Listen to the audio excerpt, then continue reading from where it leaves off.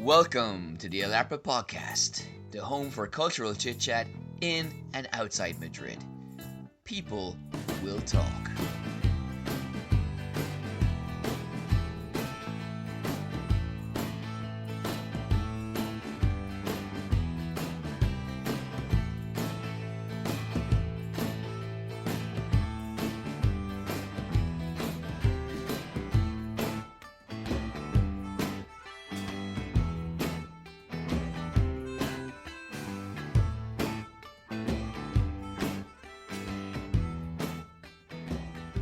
Welcome to part one of the Ep5 podcast. Joining me in studio is the perennial Maria. How are you?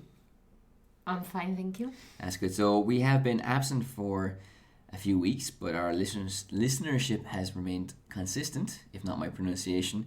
But we should explain our absence, really. We've been absent for the last few weeks because, we've only gone and written a bleeding book, haven't we? Yes, we have. So it's basically, it's written in Spanish and it's going to be sold in Spain and also in Mexico and potentially in Chile, Argentina, and other places like that. And like that, I mean, I guess Latin America. As in other countries. And then after Christmas, it's going to be in the English-speaking market. So it's fake news, rumors that have changed the world. But in Spanish, of course, Maria. Mm-hmm. It is. Can we say that? Yeah, of course we can, yeah. Okay. Well, what's it in Spanish? Oh, in Spanish. Bulos que cambiaron el curso de la historia. Exactly. So rumors that have changed the course of history. We've written it over the last period of time, anyway, and we have. It's been a massive effort. We've been researching a lot of it. We've done stories from ancient Roman times, up all the way. Modern Roman times. To modern Roman times. Wow, that modern political far-right alliance in Italy is something, right? No, we've been talking about Donald Trump. That those are the kind of more modern chapters. Anti-vaxxers, and also Brexit is the last chapter of the book, or is it the anti-vaxxers? Anti-vaxxers. Yeah, so there's 30 stories, 30 rumors. Yeah, so we talk about everything: Rasputin, Marie Antoinette, the stab in the back theory of the First World War. We speak about the German corpse factory rumors. Well, there's a few stories from World War II, to be fair. We also talk about, some of your stories, Ceausescu in Romania. And you talk about Roswell also. So yeah, it kind of goes everywhere, no? In a, tangible... Space and time. Yeah, between space and time, but with a tangible link between all of them. And in part two, I guess we'll talk about more of that process of writing that book and why we felt this story was important to be told. But there's another story that you've been telling, or you will be telling. Krishna. Mm-hmm. Is this the Hare Krishna, or? No, it's not. No, it's not the Hare Krishna. Okay. And so, before we get into that, I have to say you did drag me to an old folks' residence for a Bollywood show. And it was exciting. Riveting stuff. Well, no, because there's one woman getting very cantankerous because someone stole her seat, but also I never knew there was so much beef between one group of retired flamenco dancers and one group of retired Bollywood dancers. It was almost like East Coast, West Coast, hip-hop, yeah, aggro, and you're the mediator in all of that. And you're there in the front row, kind of like instructing them how to do the different moves as well. Yeah, were you a reminder. Were you proud of their performance? Yeah, I was. They did really well, and then the people that saw them were very happy, so that's good. That's true. That is true. And you were brought on stage at some point as well. Well, just to wave at the end. Exactly. And also, you're also the protagonist of this new dance. Well, the protagonist, you mean I'm in it? Yeah, you're in it. It's really interesting. You were kind of telling me about this Krishna dancing thing. So it's basically it's a traditional song that's been sung by this famous Indian group and became a kind of sensation, #1 hit, top of the pops. That's the one about the temple. About the temple, okay. The temple. The one about Krishna is just traditional folklore song. Okay. Both of them are folklore, but the one about the temple has been released as a pop song. Okay. Well, more or less. Well, that's really cool because I don't think there's any examples of Well, maybe going back to the 90s, something like Derek Doon. Or Danny Boy. Or Danny. No. Well, that's always popular, but like it's something that's just always there rather than being something that, you know, is kind of an original piece of work or like a modern interpretation of something traditional, you know? I mean, I'm thinking of... Well, as in, he drinks a vodka drink, he drinks... That song has a Danny Boy. That was referenced in The Guardian today, actually, about Was it? Jeremy Corbyn. Chuamba Wamba or something. Chumbawamba. Yeah? Yeah. You knock me down, I get back up again. That's it. Oh, Danny Boy. Exactly, and Yeah. then he says, oh, anyway. So Okay, there you okay. go. That's my contribution.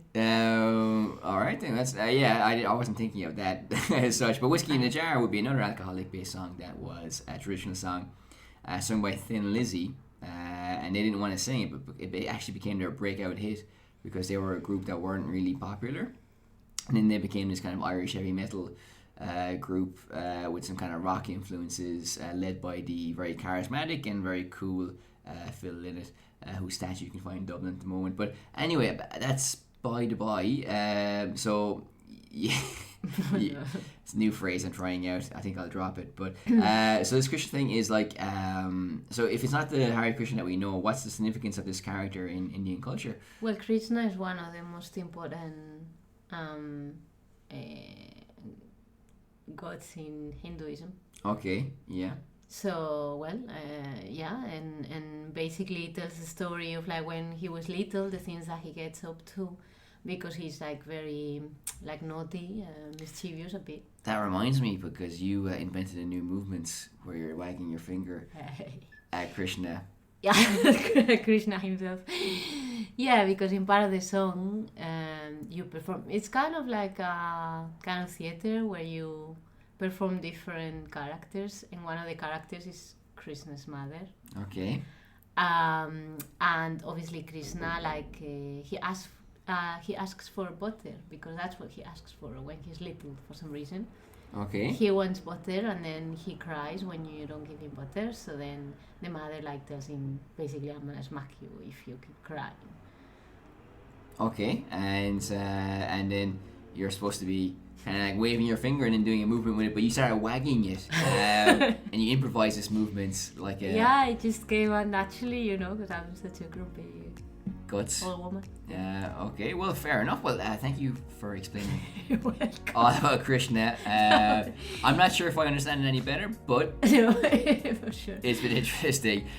So, well, we'll talk about that book we just bloody went and wrote in part 2 after this musical interlude.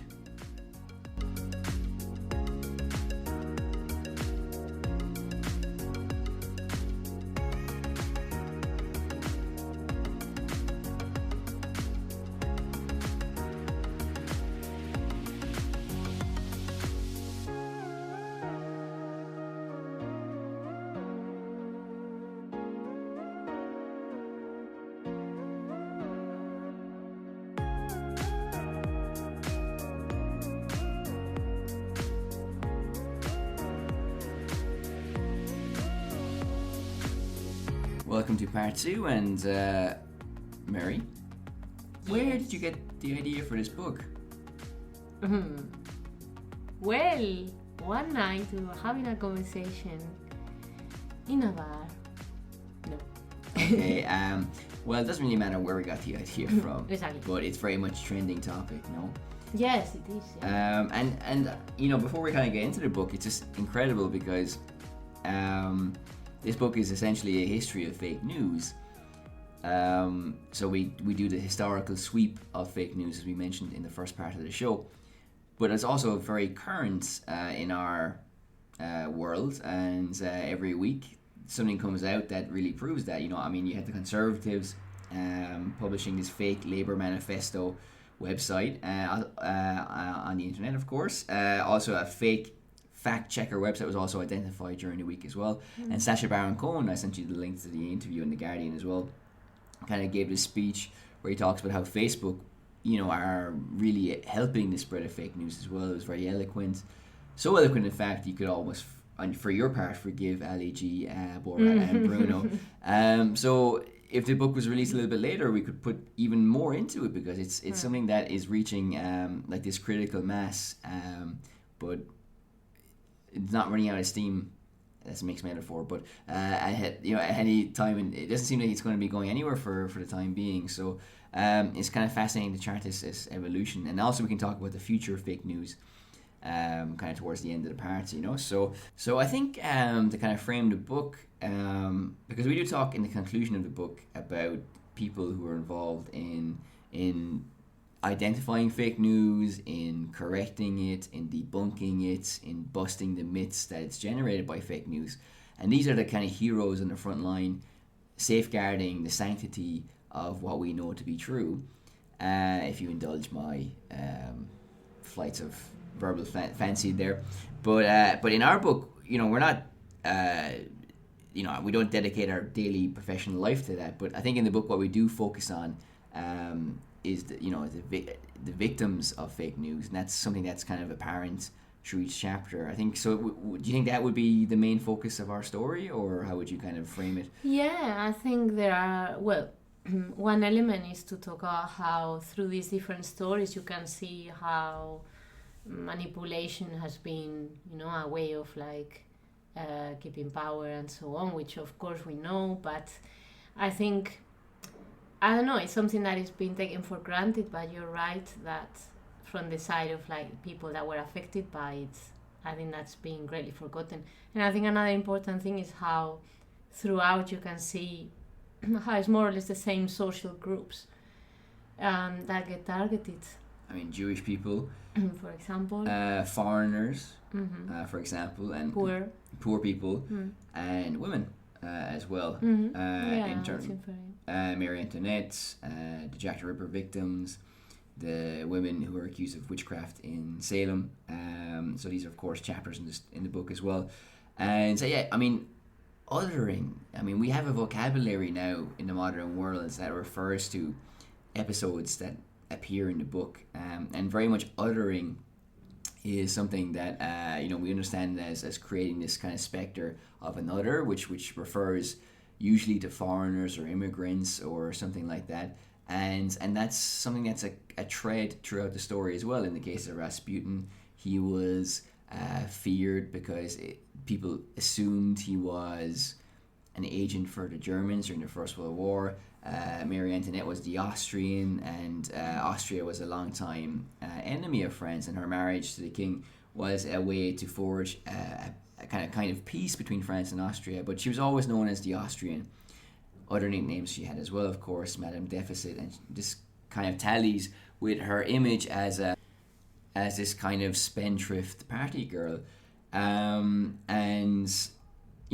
Actually, to focus on Marie Antoinette for a second, what was interesting about her story is that when you kind of dig deep into it, you can kind of see that she was a modern girl in a sense. She was quite young when she got married. She liked to have a good time in the way young people today like to have a good time. And, at this time, you also had kind of French ideas, Rousseau as well. This was something, this kind of modern conception of the self, which, if you're the French queen, you couldn't be just this individual. You were part of this institution.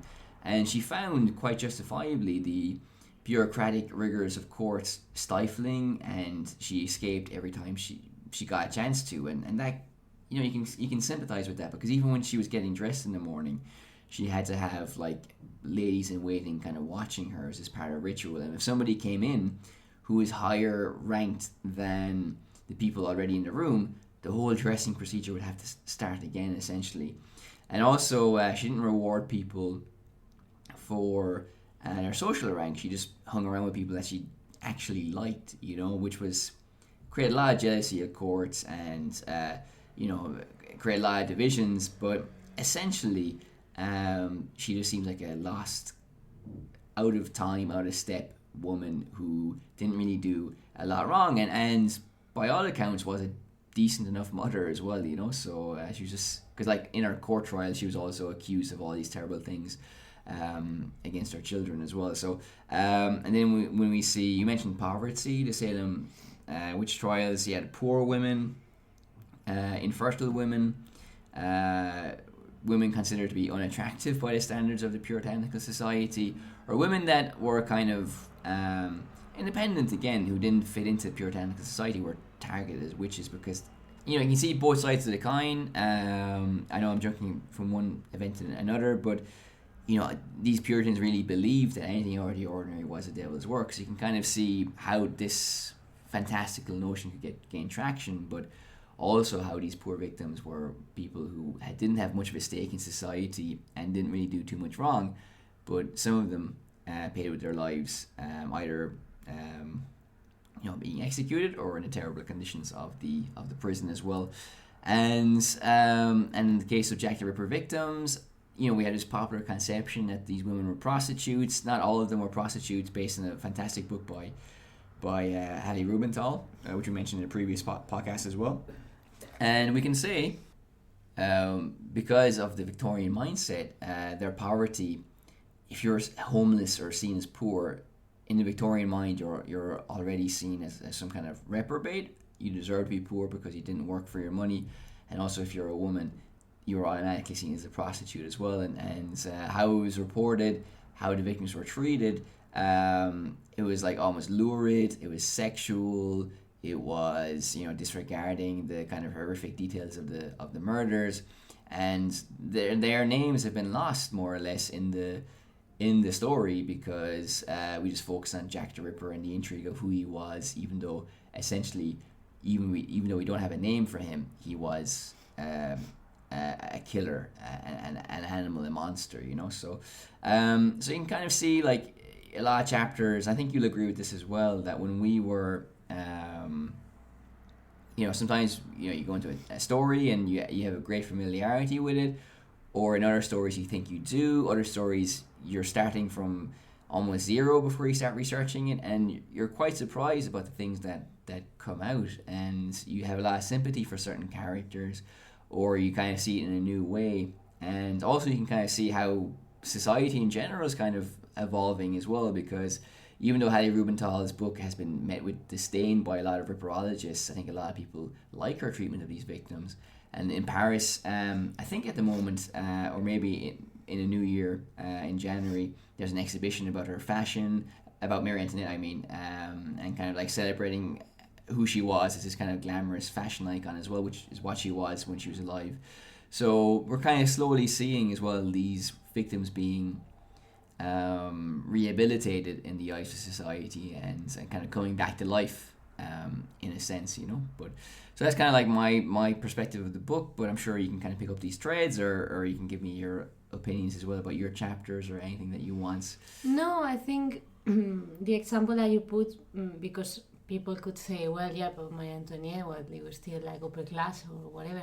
But I think the thing that we focus on, which is quite interesting, is this concept that you were saying of like othering, of like how foreigners and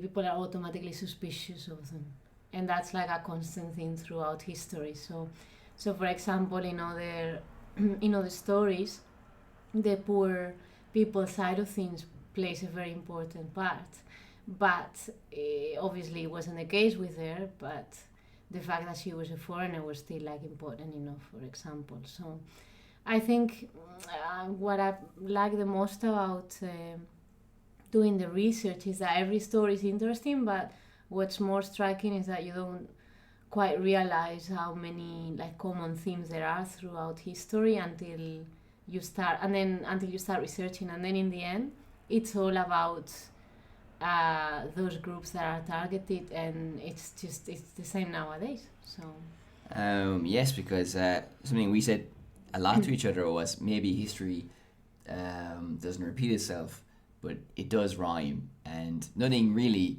is new, because we've seen it all before. Anything you want to say about Brexit or Trump or any of these kind of shenanigans, they have their historical parallel, no matter if you're looking in the ancient times with the Romans, or if you're looking at the Middle Ages, or the relatively kind of modern era of the French Revolution, going on towards the First World War and the Second World War and beyond that as well. So So yeah, so you can kind of get a sense of how these things remain constant.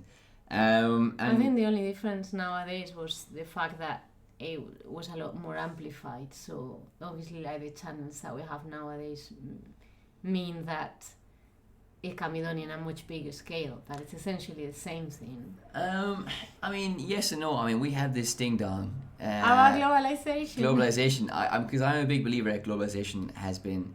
Okay, obviously it's a global village now with Facebook and WhatsApp and technology, but I think the world has always been this kind of integrated and globalized. Okay, so in terms of speed, at least it might not be in terms of like reaching out, because it was probably the same also in the past in different scales, but it just can be done a lot faster. Well, that's undeniable, I should say. Okay. But for you, does any standard or story or chapter stand out in terms of its impact on you, or what you think its importance is for the readers? Well, I think the one about the Timisoara massacre, which is the one that you mentioned about Ceausescu. Yeah. It posed a lot of like moral issues in a way, because this is something that was staged as a massacre that hadn't happened, but it was kind of like what triggered people internationally paying attention. So we were actually talking about that earlier with like regards this other podcast that we listened to About Gabon. about Gabon, because in the end it's like that's the end justify the means, you know.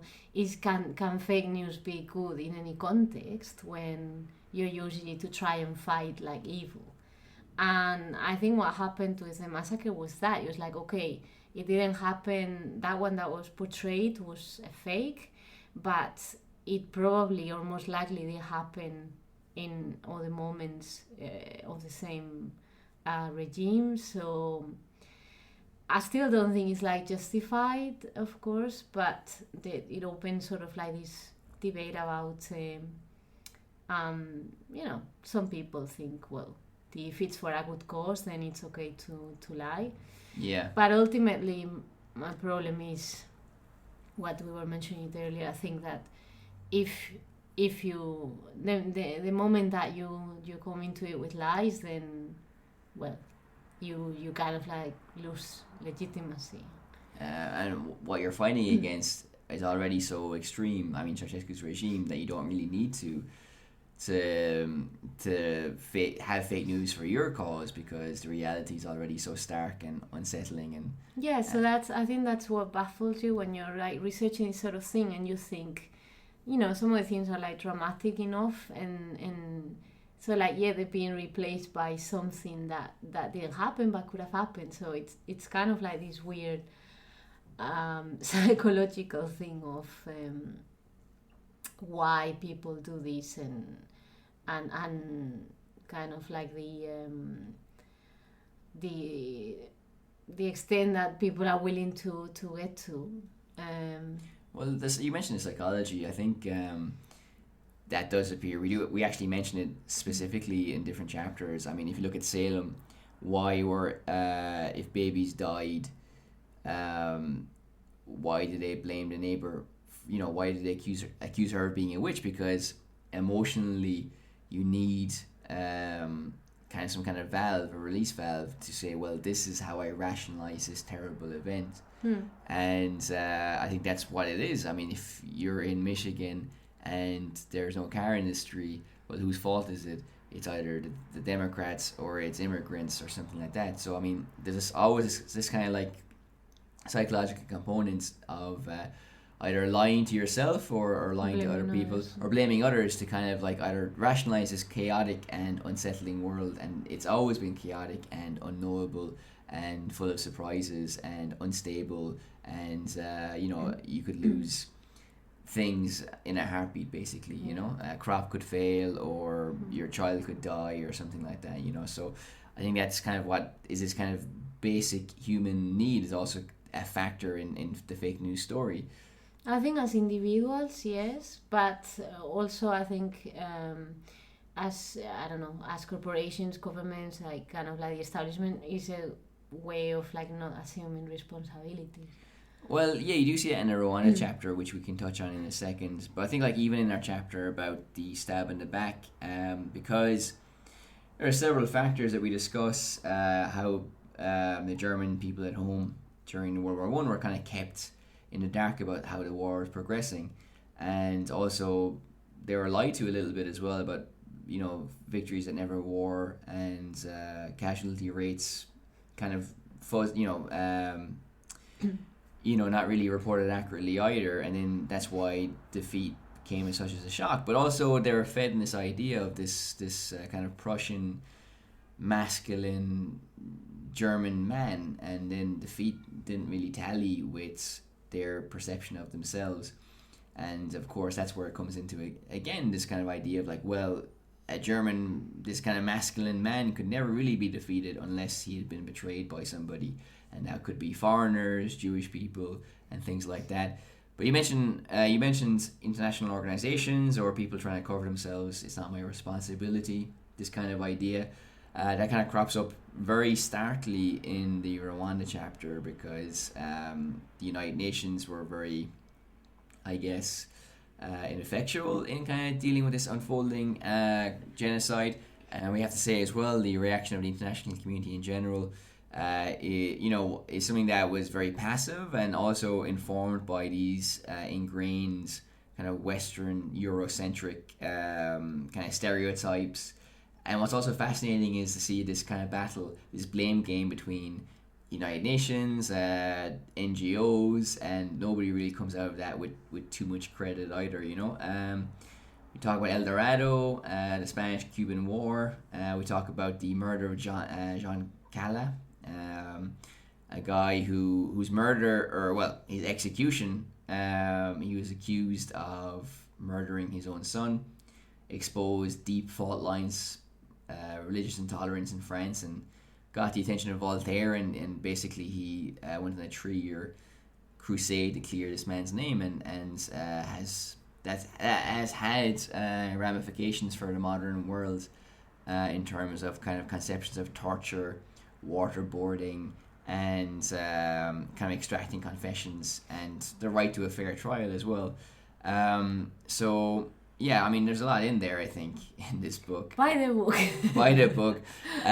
So before we kind of wrap up this part, what we can say is, well, with a view to a future, it is quite depressing, the volume of fake news, how unrelenting it is. But I've seen, for example, that people in Eastern Europe have been exposed to fake news for a longer period of time. And allegedly, it's a lot easier for them to identify it, and it's harder to hoodwink them when it comes to fake news. So I do believe that we'll probably come to a point where it's the same for us, and fake news will lose its potency. But also because of the good work of people who are trying to safeguard the truth, we have a fighting chance of having a future that isn't so muddied or obscured by fake news, because there's a concept of bearing witness, which we have with NGOs. Sometimes NGOs can't help people, but if they keep the name alive of people who've been tortured or murdered or imprisoned illegally, that in itself is a valuable act. And if you have people who can even just call out fake news, even if it doesn't have an immediate consequence, that's a new version of bearing witness as well. And I think we all are responsible for doing it. I don't know. And how do you see the future before we wrap this up as well? No, I think we're talking in conclusion about how things are going, like with regards to deepfakes and these sort of new technologies. I don't know. I honestly don't know like what it will be like, because things are speeding up so much and there are more and more things showing. And I think in the end, it will come to a point where we talk about how there's no right or wrong anymore, and it's all about perception, and or that's what people want you to believe. But I think it will come a point where things will have to revert, and perception won't be like accepted as a universal truth anymore.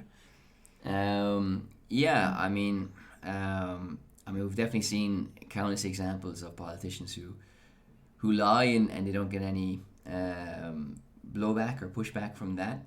But there has to be a tipping point. I mean, if we talk about the environment, they talk about tipping points, and it was in the newspapers today as well.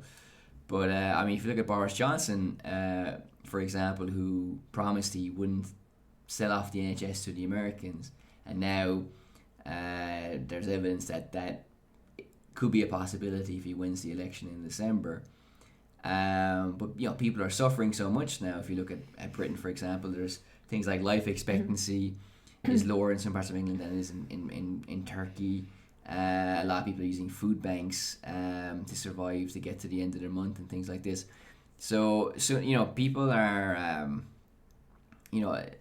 have suffered already because of politicians like Johnson or Trump, because of their circus of fake news and lies. But I assume or expect that there'll be a tipping point where people will suffer so much and will eventually come around to the idea that it's not this other that's causing their problems, it's the people that they've placed their faith in, you know. So I don't know how far they can push this, to push this boat or push this agenda where they can just be expedient and just, you know, make it up as they go along. You know, there has to be a judgment day for them eventually, surely, logically, you know.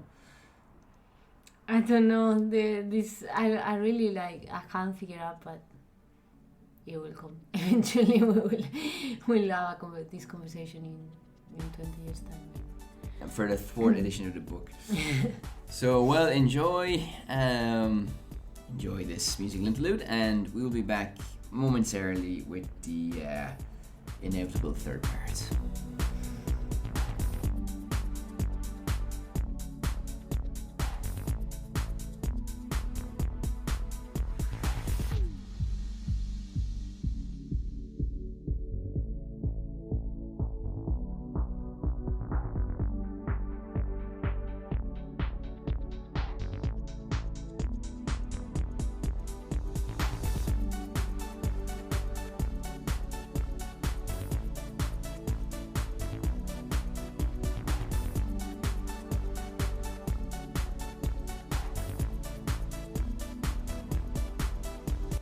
Welcome to part 3, and you can find our book on Amazon, and if you happen to be in Mexico, in whatever are the main bookshops there, I guess, and if you happen to be in Spain, Casa Way of alienating the listeners and readers. Well, in Spain as well, Casa del Libro, Fnac, El Corte Inglés, Natura, and also Natura, no? Not in Natura. I thought it was in Natura. That's another book. Oh, okay. And in some independent bookshops, the Cervantes, is that what it's called? Bookshop? Cervantes y Compañía. Cervantes y Compañía, perfect. Okay, so, you can find us, well, where can you find us?